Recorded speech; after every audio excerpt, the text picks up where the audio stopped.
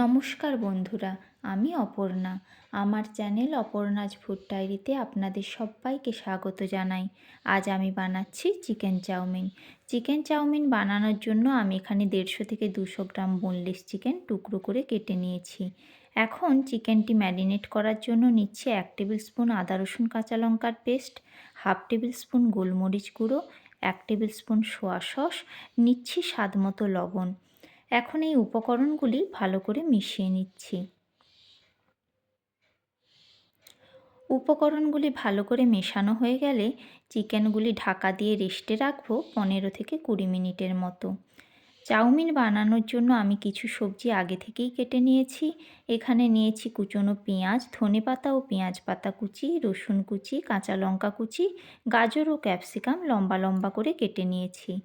এখন আমি চাউমিন সেদ্ধ করার জন্য একটি কড়াইতে কিছুটা জল নিয়ে তার মধ্যে দিয়ে দিচ্ছি স্বাদ মতো লবণ।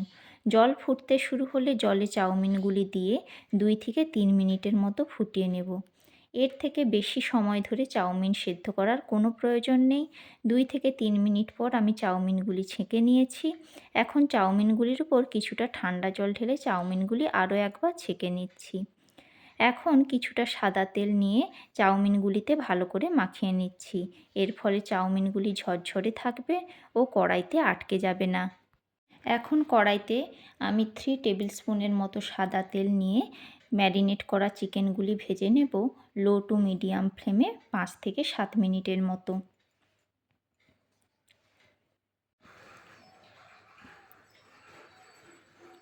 পাঁচ থেকে 7 মিনিট পর দেখুন চিকেনগুলি কত সুন্দর সেদ্ধ হয়ে গেছে।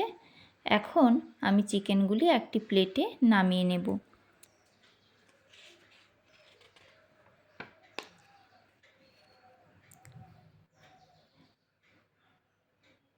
চিকেনগুলি প্লেটে নামিয়ে আমি এই কড়াইতে দিয়ে দিচ্ছি আরও 2 টেবিল স্পুনের মতো সাদা তেল। এরপর কড়াইতে দিয়ে দিচ্ছি কুচনো রসুন, পেঁয়াজ ও কাঁচা লঙ্কা কুচি। এগুলি আমি হালকা ভেজে নিচ্ছি। এগুলি হালকা ভাজা হলে কড়াইতে দিয়ে দিচ্ছি কুচনো গাজর ও ক্যাপসিকাম। গ্যাসের ফ্লেম হাইতে রেখে আমি সবজিগুলি ভেজে নেব। এর ফলে সবজির ক্রাঞ্চি ভাবটা ঠিক থাকবে। সবজিগুলি হালকা ভাজা হয়ে গেলে এর মধ্যে দিয়ে দিচ্ছি স্বাদ মতো লবণ। সবজিগুলি আবার কিছুক্ষণ নেড়ে এখন কড়াইতে দিয়ে দিচ্ছি ভেজে রাখা চিকেনগুলি। সব কিছু ভালো করে মিশিয়ে এখন কড়াইতে দিয়ে দেব সেদ্ধ করা চাউমিনগুলি। এই ক্ষেত্রে গ্যাসের ফ্লেম কিন্তু হাই রাখতে হবে। এখন দিয়ে দিচ্ছি হাফ টেবিল স্পুন গোলমরিচ গুঁড়ো ও 1 টেবিল স্পুন সোয়া সস।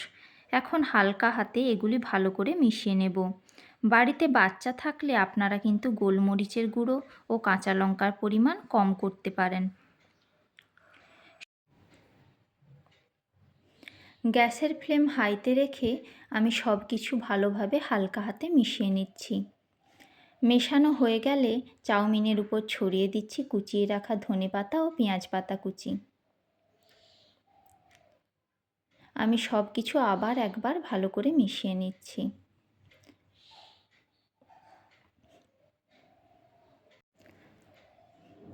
ভালো করে মেশানো হয়ে গেলে আমি এখন গ্যাসের ফ্লেমটি বন্ধ করে দেব।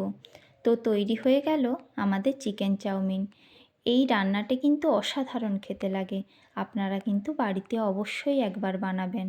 ভিডিওটি ভালো লাগলে একটি লাইক ও চ্যানেলটি সাবস্ক্রাইব করার অনুরোধ রইল।